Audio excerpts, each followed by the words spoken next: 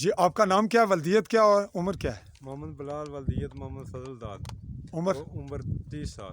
शादीशुदा हैं? बच्चे कितने? जी 3 बच्चियां माड़ियाँ। उम्रें बताएं उनकी। एक 3 साल की, एक 2 साल की, एक 6 महीने की। अच्छा, ये वाक़या जो आपके साथ हुआ, ये मकान गिरा हुआ है, ये कैसे गिरा और इसकी नौयत क्या है, किसने गिराया ये पहले मकान जिस वेले मैं बनाया 6वें महीने 18 तारीख 2020 विच इत्थे बनाया मैं इत्थे। उस वेले इत्थे पटवारी फरत माड़े खिलाफ परचा दर्ज किया। उस तो बाद मैं इतू मेरे चाचे आया भाई तू मकान नहीं बनाना, मैं इतू छोड़ी तो लवा गया।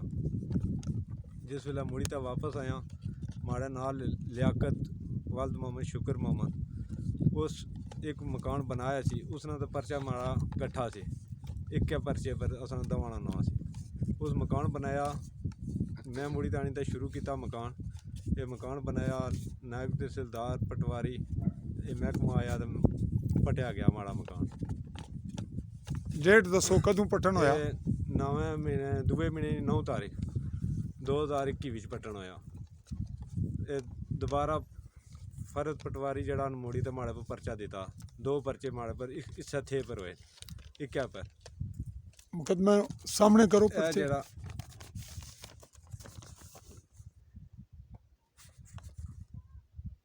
ये नाजरीन आप देख रहे हैं कि 19 मई 2020 मुकदमा इल्लत नंबर 64/2020 और इसके जो दर्ज किया जा रहा है वो पटवारी की जानिब से दफात 188/34 APC।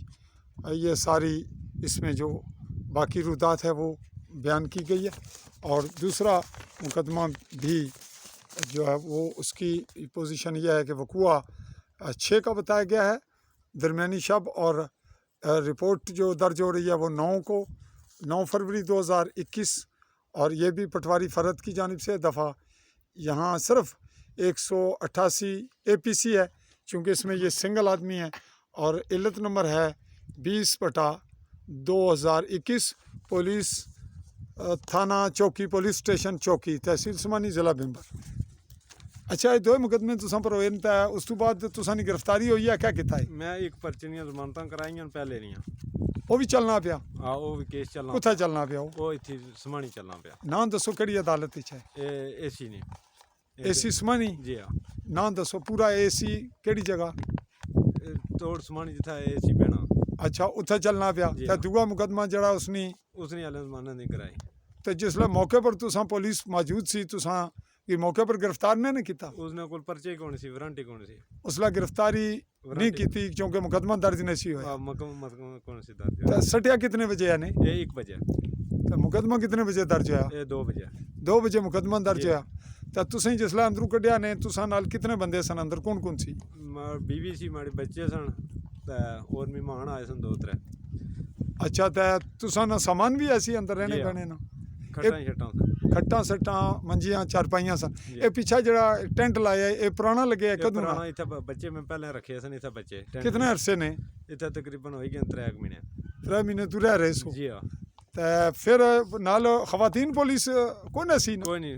खवातीन ना पुलिस? ना मर्द सन सारे। अच्छा, नाजरीन ये वाक़या है। जगह का नाम क्या है जी इस जगह? शरीफाबाद, ओढ़ा शरीफाबाद। और तहसील बोलो? तहसील जिला? समानी, जिला बिंबर, डाखाना पूना। और आज़ाद कश्मीर है या? ये आज़ाद कश्मीर है, आज़ाद नहीं है। बहुत शुक्रिया जी।